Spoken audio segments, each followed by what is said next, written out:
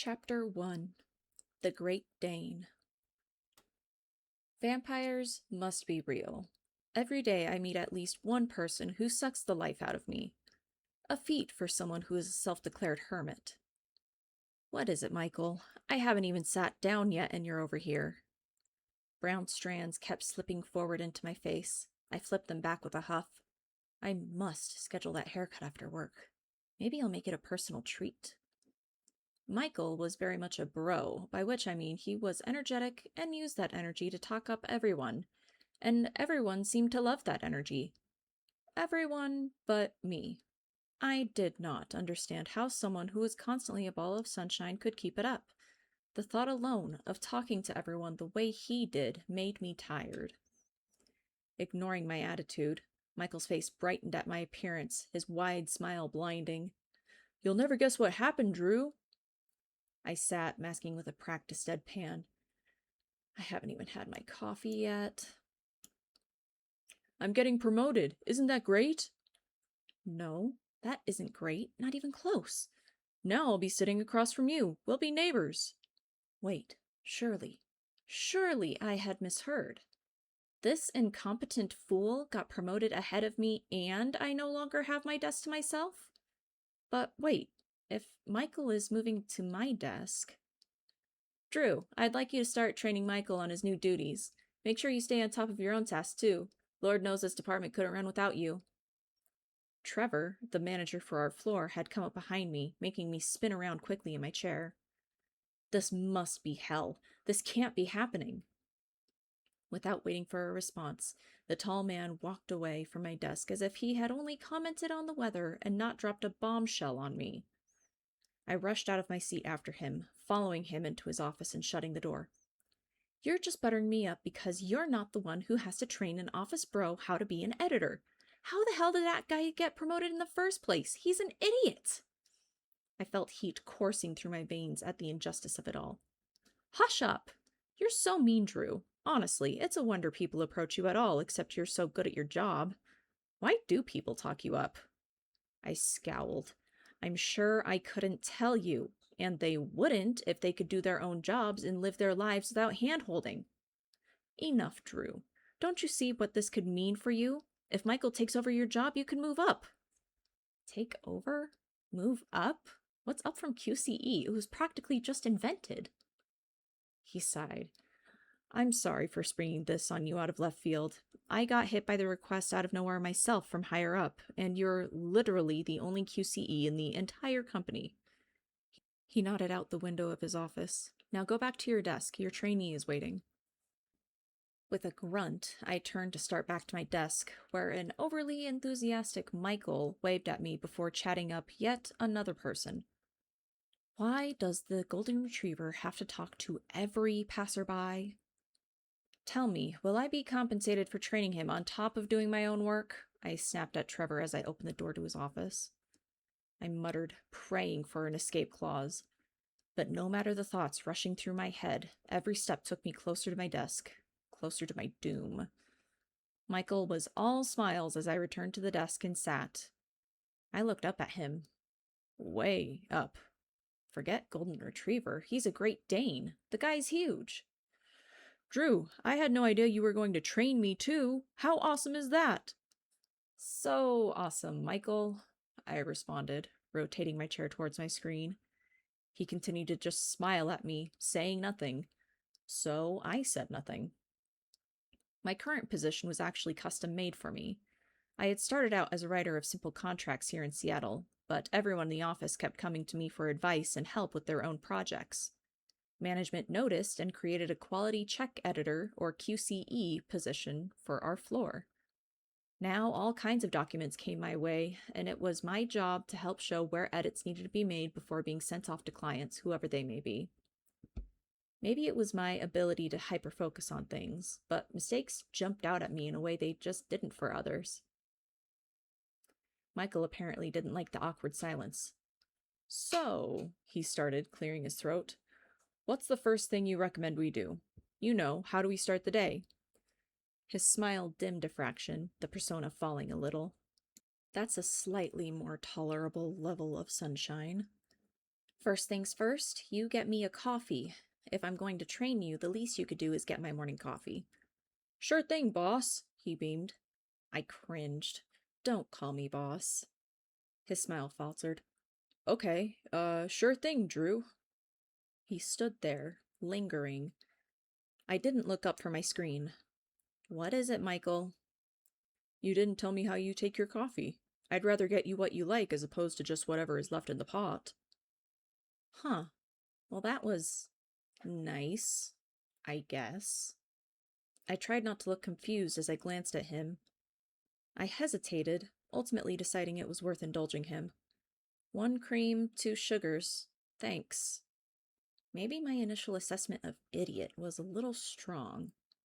We'll see how my coffee is and go from there.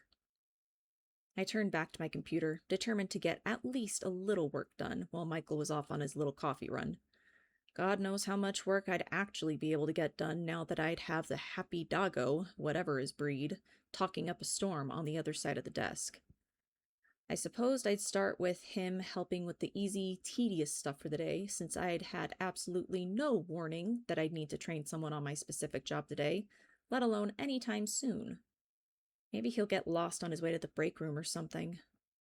It made for a nice daydream anyway. It was on the same floor, a straight shot from the desk actually. No way for even the dumbest of dudes to get lost on that journey. I ground my teeth, still feeling irked. Had to pinch my arm again just to make sure I was indeed here and this was indeed happening.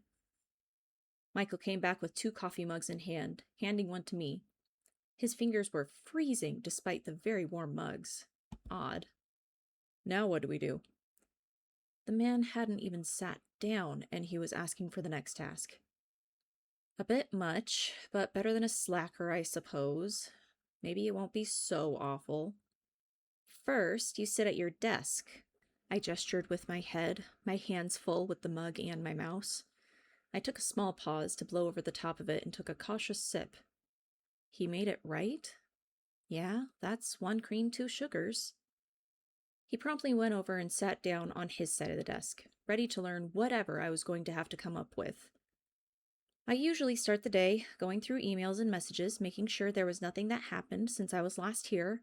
If there are issues, I triage which ones need dealt with first, as sometimes separate problems compound. We are here to make sure everything runs smoothly. More or less, anyway. I looked at his face, beaming at mine. Is he a siphon? I swear my energy is sapping away just being near him. God, I hope his work ethic makes up for his sunshine. How about for today, you take the DMs and I'll handle emails. If you have any questions, I cleared my throat, I'm here to help. Then I went back to the email I had been reading before his interruption of blessed caffeine. 2 minutes went by, nothing but the sound of clicking keys to fill the lovely silence. Michael spoke up. Hey, Drew? Yeah? I've got a question. You have got to be kidding me. I had been working for a solid 7 uninterrupted minutes when a female voice rang out. Hey, Drew! Everyone called me Drew. What parent in their right mind named their daughter Andrew? Ever since school, when all the Ashleys and Jessicas found out my name, I was suddenly too boy to play with them, and I wasn't accepted by the boys for being a girl. It didn't take long for me to insist on everyone calling me Drew instead. I mean, there was Drew Barrymore. She was a girl and everyone treated her like one.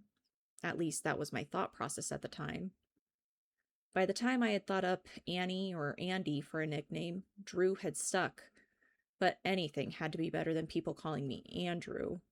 No matter how long I grew my hair out or how much makeup I tried on, the shunning somehow continued throughout my school years. I had gotten used to the solitude, even found comfort in it now. But for years I had tried to do anything I could to fit in. Now I had my parents nearby who'd come visit from time to time. I had Husker, my cat. Did I really need anything else?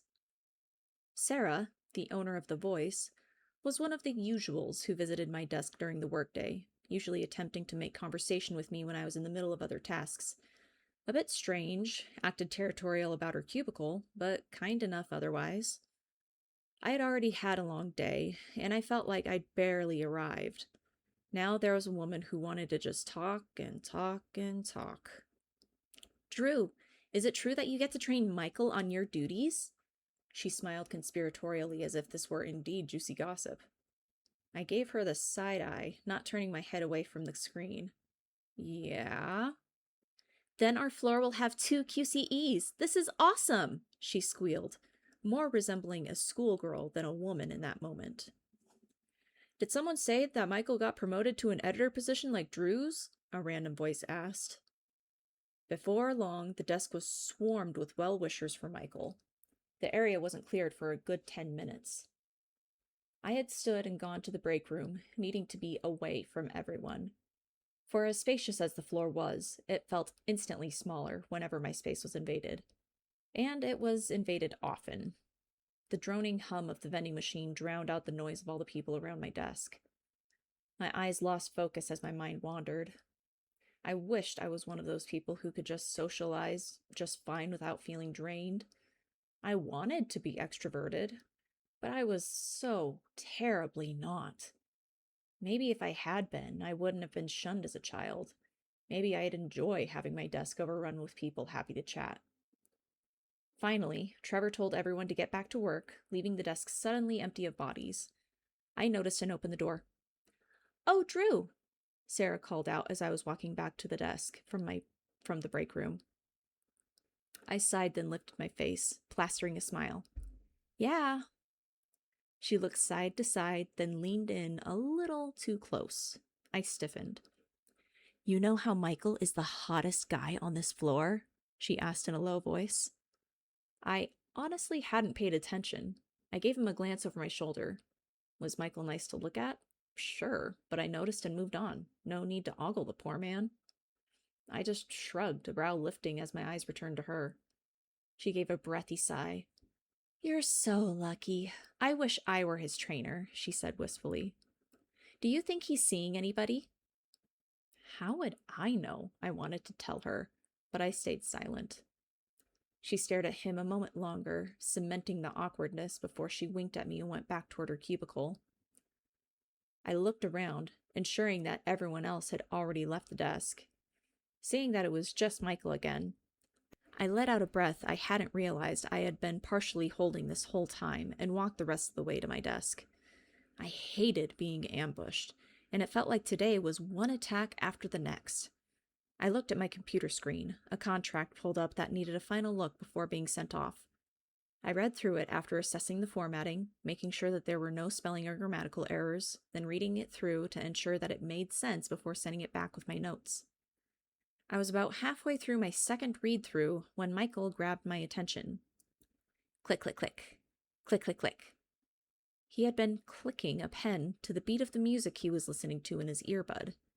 All I could hear, however, was the persistent click, click, click of his pen.